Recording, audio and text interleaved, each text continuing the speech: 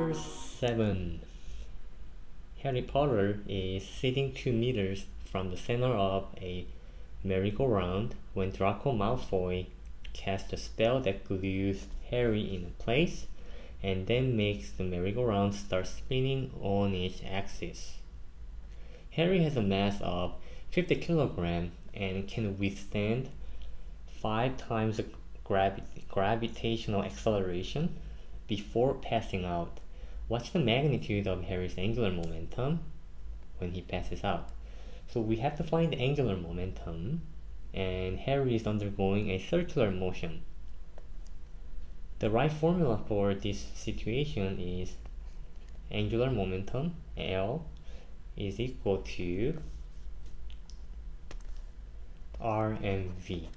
R stands for the radius of the circular motion Harry is undergoing. M is the mass of our point mass, in which Harry is the point mass, and velocity, and specifically the tangential velocity, is what stands for Vt here. So we are given, at least from the question, the radius, R equals 2 meters, and also we are given his mass, 50 kilograms. So let me illustrate this by drawing a circle. Let me draw bigger. Okay, so we have axis in the center of this merry-go-round, and you are watching at the top view. And let's say 2 meters from our center axis is around here, and that's 2 meters. And the centripetal acceleration must be toward the center. Oops, centripetal acceleration. And then the tangential velocity is per angle perpendicular to our centripetal acceleration. Okay, so that's what you see here. And as you see, we just have to find the Vt. That's the challenge here. Under the circular motion, we know the relationship between the Vt and the centripetal acceleration by writing out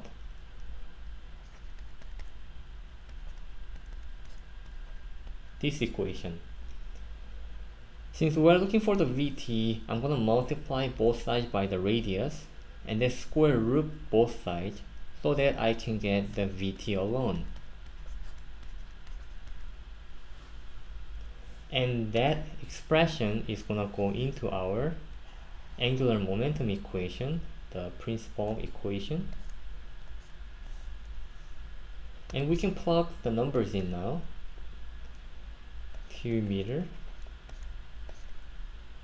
50 kilograms.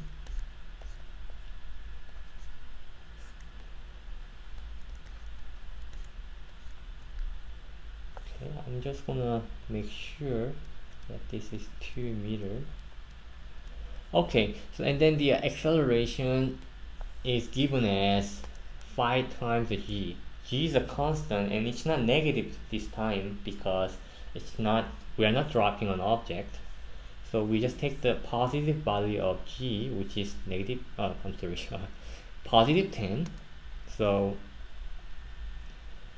5 times 10 meters squared. Okay. Before we calculate this, let's at least see the plausibility of our unit. We have kilogram, we have meter, and if you under the radical we have a meter squared over second squared, but when you have a case in such the meter squared per second squared, when you square root that you get meter per second. So eventually we have a meter times meter, meter squared,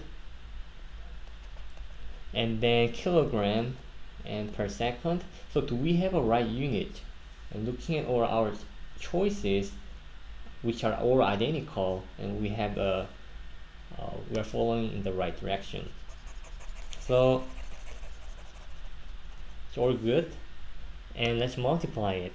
2 times 50, I get 100. And 50 times here under the radical, I have 50 times 2, which becomes 100. Square root of 100 is 10. 10 times 50, 500. 500 times 2, I get 500 times 2, I get 1000. 1000 kilogram meter squared per second. And we have the answer D.